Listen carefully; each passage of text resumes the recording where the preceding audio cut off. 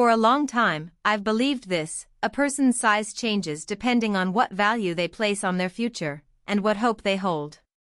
When you cast that spell on yourself, I am going to become this kind of person, strangely enough, that power really does appear. So from a young age, I often wrote letters to my future self. To the 20-year-old me, the 30-year-old me, and even the old me. A first-grade version of me, writing to my 25-year-old self like this: "Hi, 25-year-old me. You've gotten so old now." At that age, I thought 25 was some grand adult. By now you've finished studying and you're doing something wonderful, I'd imagine and write. You're doing work you love, and one day you'll be one of the notable people in your field. Diary entries like that. A child's diary might feel silly. But when I opened that diary again at 25, at 30, I kept thinking the same thing: these words I wrote back then really did hold power. Because words have power, and writing has power even stronger than that. So I hope you, listening to this story now, will also write a letter to yourself 10 years from now, at the start of something new. You've achieved these things, you carry these goals, and you'll live your life like this. Casting that spell on yourself in advance. And I hope a moment comes, 10 years later, when you open that letter again and confirm, the words I wrote back then really came true. I hope that letter isn't about defining yourself by a job title or a salary, but about the positive energy and influence you want to send out into the world. Living has taught me this: a person who overcame great stress and produced a good result, and a person who always ran away from it, keep making the same choice for the rest of their lives. There are people who say they'll prepare all over again. The one who put it off last year, saying "I'll just do it next time," is likely to run away again this year too, thinking, well, one more round isn't so bad. If I just had one more year right here, I feel like I could do it all.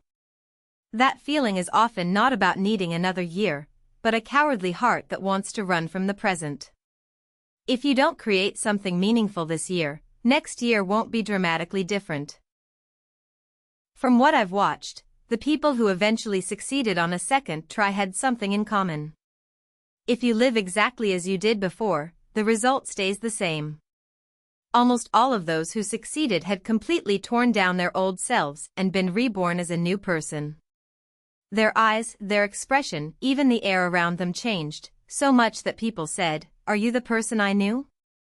You weren't like this before." The ones everyone says you've changed about are the ones who make it. On the other hand, if the person you are doesn't change at all, your life doesn't change either. I think the greatest joy in life, the most thrilling triumph, is to quietly show, through your own success, the person who said, "You probably can't do it." When is a person fiercest? When they've been looked down on. But not just anywhere. I'm not a singer. If someone says, "Why are you such a bad singer?" I don't suddenly feel driven to prove myself through singing. Because that isn't my essence. A person becomes fiercest when what they truly, desperately want is belittled. When I've set my heart on a dream and written it down, and someone says, "Someone like you is going to do that," defiance rises up inside me. Why can't I? By what right do you judge me like that? The hardest thing to bear is having your dream carelessly dismissed. And yet that indignation, surprisingly, makes a person truly strong. When someone asks me, "Is it okay to start now?"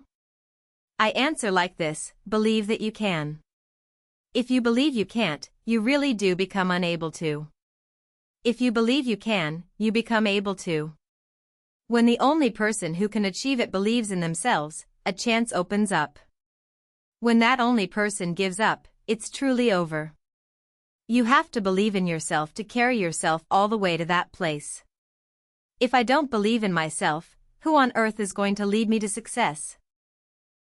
So I want to say this: choose one dream that makes your heart feel like it will burst, lay it out in front of people, and stand before their cold judgment. In that state, resolve, I am really going to show them over this 1 year.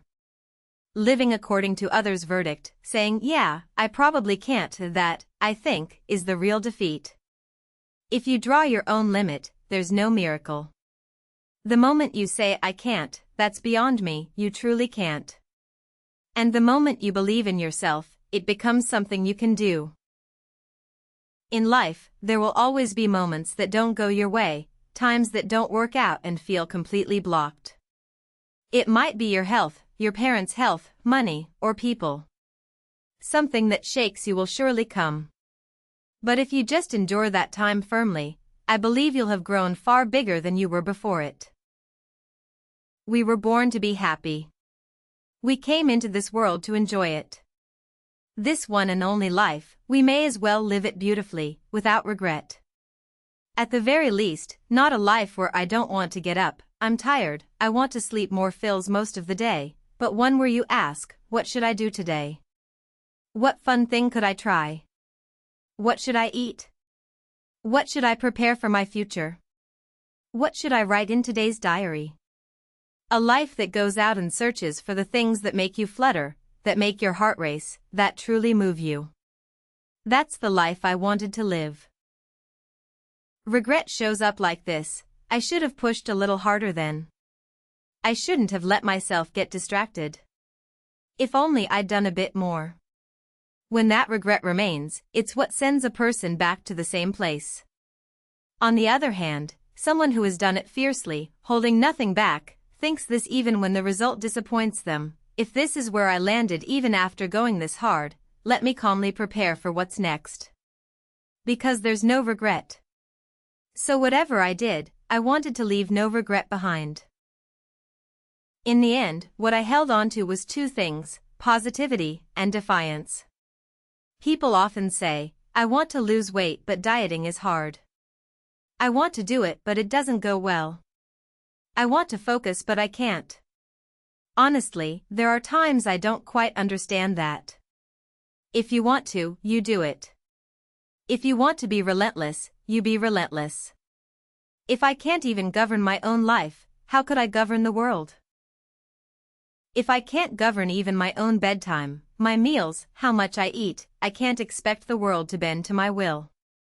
If I can't do as I please with my own things, how will I move others? If I can't handle even my own domain, how could I hope the world would be on my side? If I can't even govern myself, luck won't be on my side. So starting today, from one small thing, I take my life into my own hands. That's how I've slowly made my life my own.